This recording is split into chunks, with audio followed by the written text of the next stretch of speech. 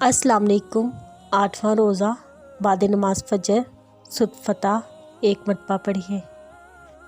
बाद नमाज ज़ोहर ये दुआ 21 मरतबा पढ़िए।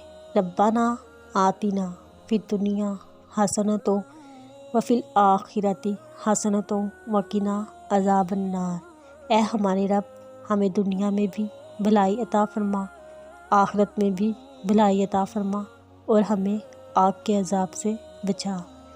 बाद नमाज असर ये दुआ 7 मरतबा पढ़िए। बाद नमाज मगरिब ये दुआ 21 मरतबा पढ़िए।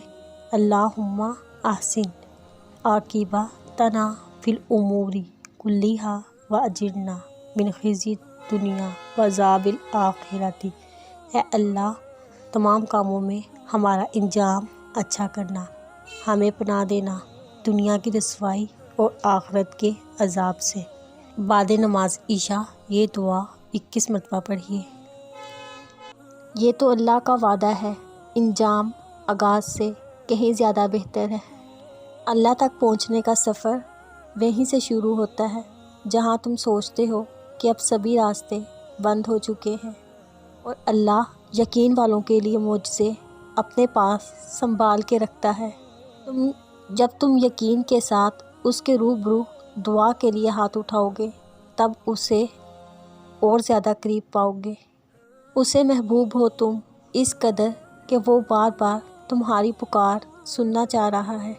अगर अल्लाह तुम्हारी फ़रियाद को तुम्हारी ज़ुबान तक ला सकता है, तो उस फ़रियाद को तुम्हारा मुकद्दर भी बना सकता है। और खुदा अपने बंदे को बिखरे से पहले संभाल लेता है।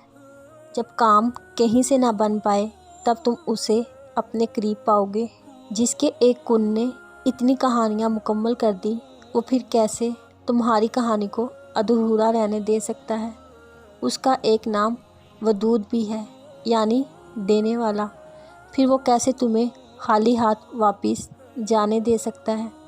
जो बेज़बान छूंटे की खामोशी भी नज़रअंदाज नहीं करता, वो तुम्हारी हिचकियाँ लेती हुई आवाज़ को कैसे अनसुना कर सकता है।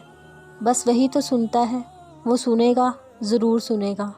वो तो पल में नसीबों को बदल सकता है, लम्हों में दिलों को मोड़ सकता है।